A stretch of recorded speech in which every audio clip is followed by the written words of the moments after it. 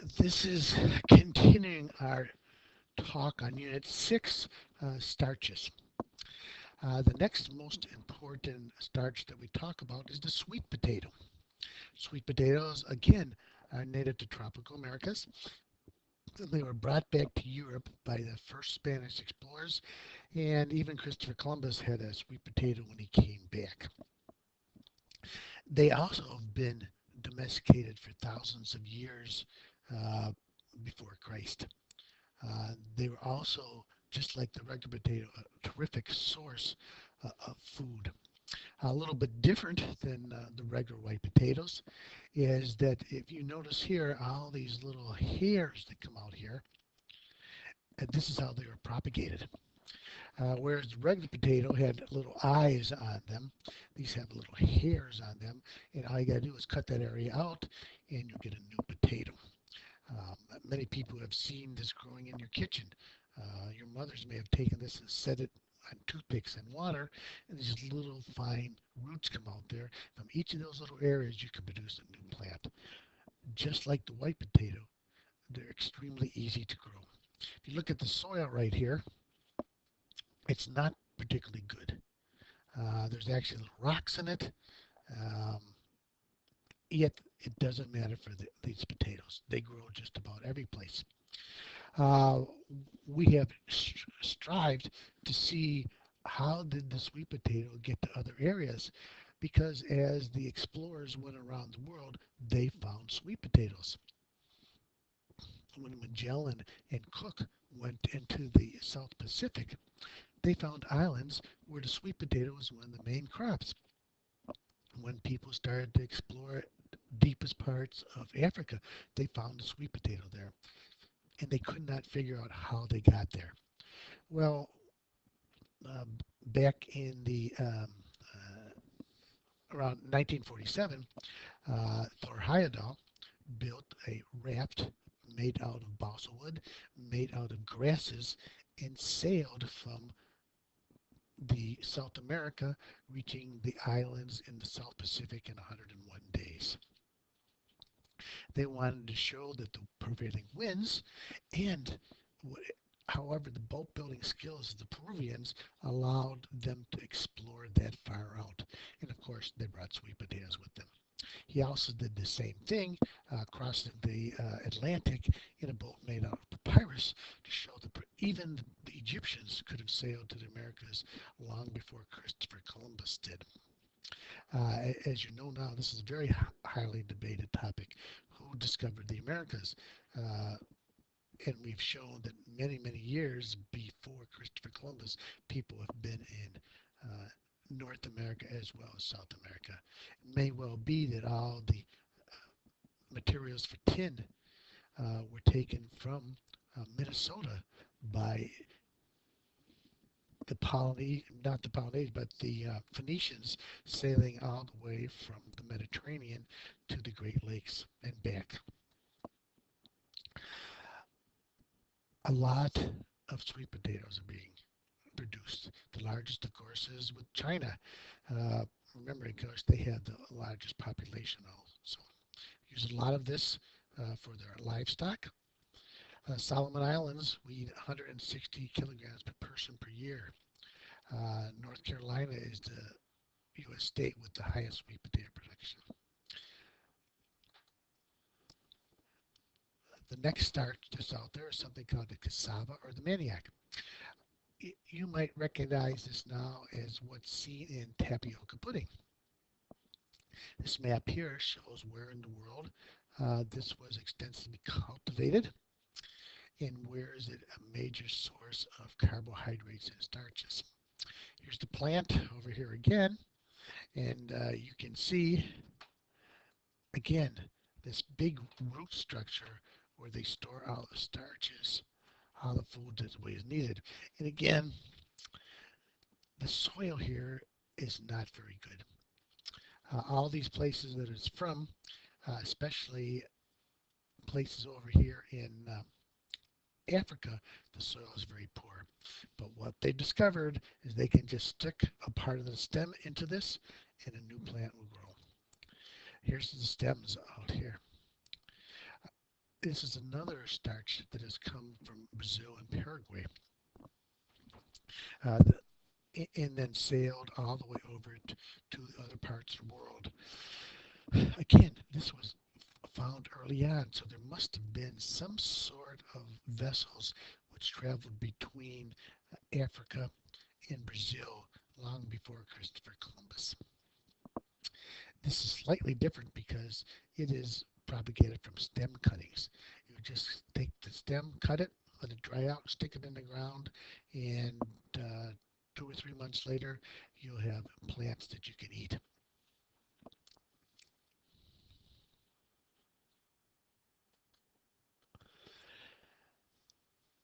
The difficulties arising from cassava production is that it has cyanide in it. Ancient people have learned various techniques to get rid of this cyanide. I'm sure there was a lot of trial and error reviewed. Some people learned to grind it up into fine particles, treat it with water. Some people learned to cut it up and leave it out in the sun. So there's many different ways to get rid of this. You could always tell when people were eating untreated cassava plants by they would walk with particularly jittery motion, and this was due to cyanide poisoning. Different techniques have arisen both in Africa, South America, India, Asia to get rid of this cyanide. Bananas are another big starch containing plant. Here's a picture of the bananas here, and here's the flower down at the end right here. These are grown all over the world. They rank fourth after rice, wheat, and maize in human consumption. They are grown in 130 countries worldwide, more than any other food crop. It's hard to imagine, but these are actually grown in Iceland. Iceland is a banana exporting country, and this is because of the large amount of geothermal activity in Iceland. There's huge expanses of greenhouses there under which bananas are grown and then consequently exported to the rest of the world. Banana plantations filled up South America. However, they're native to Asia. Alexander the Great was one of the first Europeans to discover the wonderful taste of bananas and brought back many of them to the Mediterranean area. Bad thing is that these particular bananas don't necessarily grow by seeds. When you open up the banana to eat it, you notice all these black spots are on the inside. Appears to be seeds, and they are seeds, but unfortunately they're sterile seeds. So what has to happen is we have to propagate that another way. And if you look here, you see these little shoots that are coming out. These little shoots that are coming out right here. What has to be done is they are dug up, they're separated from the plant, and then grown in another area.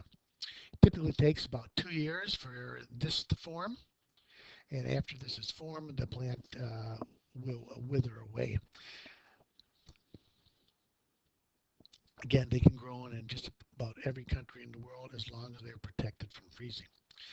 Right now, we have a threat against them, which is the Fusiform wilt. If you remember from chapter 2, we talked about the xylem and phloem being the arteries and veins of plants. And this particular organisms will get in there and block the xylem. So if the xylem is blocked, remember the xylem is going upwards, the phloem is going down. The plant then cannot uptake water and cannot take any of the stored materials that were in the roots up into the plant. So the plant will die. The yam is another big starch storage plant. Uh, we hear a lot about this at Thanksgiving and Easter and Christmas, and we get confused, especially in the United States, between sweet potatoes and yams. Uh, there are two varieties of sweet potatoes, one which is a little sweeter than the others, which most American people confuse with yams. The yams is completely different. They're members of the genus Dioscorea, And again, we find these rather than in South America and West Africa and New Guinea. These were actually from Africa and Asia. Again, just like the potatoes, we found them 4 to 5 thousand years before Christ. We found evidence of cultivation of all of them, possibly as much as 10,000 years ago when we first started agriculture in the different regions of the world. Yams are extremely important in these areas because just like the sweet potato, just like the cassava, they're very easy to grow. You can stick them in the ground and leave them. You come back in 6, 7 months, you can dig them up. One of the best benefits about yams is that you can leave them in the ground without refrigeration. So they can be ready to be dug up, left there, and then come back and eat them. So it's a good place for people who don't have refrigerators and way to stock them. Thing about them is that they also have some chemicals in them which we're not quite sure about that seems to support the lung, the kidney, and the spleen. Uh, it has other chemicals in there which seem to help with stress, help with cholesterol, has help with estrogens. They also found that many of the women who are taking a large amount of yams would not even become pregnant because it turns out they have something in there which are precursors for manufacturing progesterone and other steroid drugs. So the women who had a lot of this didn't become pregnant. Taro is another tropical plant that is grown primarily for the corm, which again is that storage organism that we see over here. Again, a hard, firm uh, storage organ. And again, this was another plant that we had to explore by trial and error how it could be good for us. Taro is even better because not only can we have the storage system, we can also use the leaves, the flowers. All plants of this are edible, and if you've ever been to the South Pacific, you'll find that when they have their traditional meals out there. What they have discovered, though, by trial and error, is that if you just chew it, it tastes terrible. And it's not because of the taste, it's because of the sharp projectiles in here, which are raphides. If you remember in Unit 1, we just discussed how raphides can last a long time, and they give us indication what plant was in what area as we study the history of plants. Taro has been in the South Pacific again for thousands of years. Hawaiians had these big farms where they grow them. They even have flooded areas where you flood into them to um, wash them away. You'll find that as they cook them and they make poi, they have to again be cooked in a certain way in order to eat them. Traditionally, you find things that are wrapped in the leaves. They might take a whole pig, vegetables, wrap them in the taro leaves, and cover them in fire and bury them for multiple hours, sometimes days, dig them up, and that is going to be their big meal. The last one I would like to talk about is the Jerusalem artichoke, sometimes just called the sunroot, sunchoke. Uh, this is one of the few plants that are native to North America. This along with the cranberry, this along with the sunflower, and possibly the blueberry are the only edible plants that are actually native to North America. This was found by the French as they came over here and started exploring. The Native Americans used them for years. The French, when they came there, wanted to honor both the Christian world at that time, and they resembled a little bit artichokes, so they called them Jerusalem artichokes. Again, they're very easy to cultivate, and sometimes they're very weed-like in character. Remember, weeds are actually plants that are disliked because they're just too invasive. They can take over an entire area.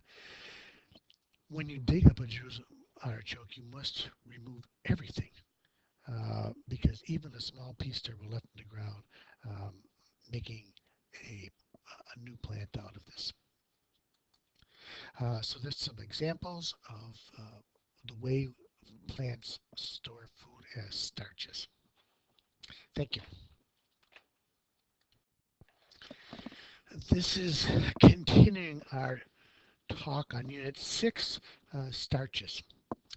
The next most important starch that we talk about is the sweet potato. Sweet potatoes, again, are native to tropical Americas. They were brought back to Europe by the first Spanish explorers, and even Christopher Columbus had a sweet potato when he came back. They also have been domesticated for thousands of years. Many people have seen this growing in your kitchen. Your mothers may have taken this and set it on toothpicks and water, and these little fine roots come out there. From each of those little areas, you can produce a new plant. Just like the white potato, they're extremely easy to grow. If you look at the soil right here, it's not particularly good. There's actually little rocks in it. Um, Yet it doesn't matter for these potatoes. They grow just about every place. Uh, we have strived to see how did the sweet potato get to other areas, because as the explorers went around the world, they found sweet potatoes. When Magellan and Cook went into the South Pacific, they found islands where the sweet potato was one of the main crops. When people started to explore deepest parts of Africa, they found the sweet potato there, and they could not figure out how they got there. Well, back in the around 1947, Thor Heyerdahl built a raft made out of balsa wood, made out of grasses, and sailed from the South America, reaching the islands in the South Pacific in 101 days. They wanted to show that the prevailing winds and how uh, before Christ. They were also, just like the regular potato, a terrific source of food.